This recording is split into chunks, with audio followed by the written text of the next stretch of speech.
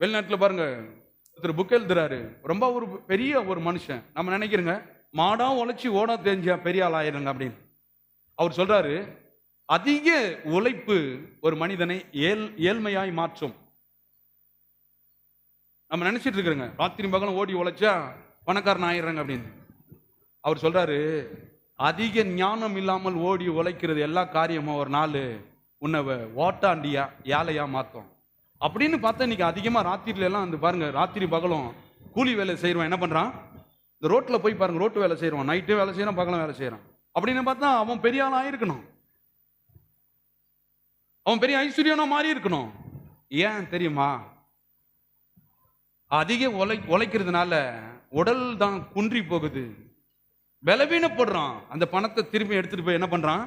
செலவு தான், மருத்துவமனைக்கு தான் செலவழிக்க போறான். ஆண்டவர் சொல்றாரு, நிறைய பேர் அதிகமா உழைச்சா பணக்காரன் ஆயிடுறாங்க. அப்படி கிடையாது. தேவனுடைய வார்த்தை சொல்லுகிறது, கர்த்தரின் ஆசீர்வாதத்தை, கர்த்தரின் வார்த்தையை தெரிந்து கொள்ளும் பொழுது ஆண்டவர் சொல்றாரு, அதான் சொல்றாரு, வெள்ளி பொன்னை சம்பாதிப்பதை பார்க்கிலும் தேவனுடைய வார்த்தை என்கிற ஞானத்தை சம்பாதிச்சனா, அந்த பணத்தை சம்பாதிக்கக்கூடிய ஞானம் என்ன, ஆற்றல் என்ன, அறிவு என்ன, இது உலகம் கொடுக்கறது இல்ல. யார் கொடுக்கிறாரு? கர்த்தரே கொடுக்கிறாரு. நிறைய பேர் கர்த்தரை விட்டுட்டு ஓடி, அதான் சொல்றாரு, மாடா உழைச்சி ஓடா தேஞ்சு போறாங்க.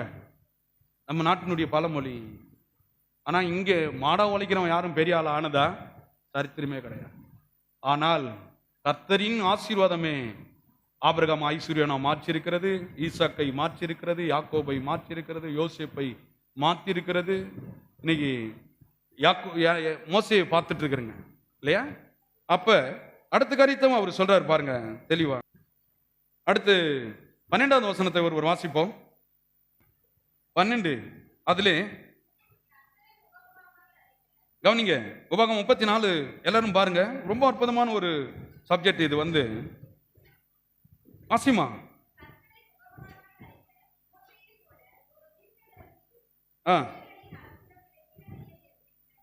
கவனிங்க, இவன் பார்வோனுடைய அரண்மனையில் இருந்திருந்தா, கவனிங்க, நீ எத்தனை உலகத்துல கோடி கோடி ரூபாய் நீ சம்பாதித்தாலும் தேவனுடைய பிள்ளையாய் மாறி அப்பா பிதாவே என்று பேசக்கூடிய அதிகாரத்தை பணம் தர்றதே கிடையாது.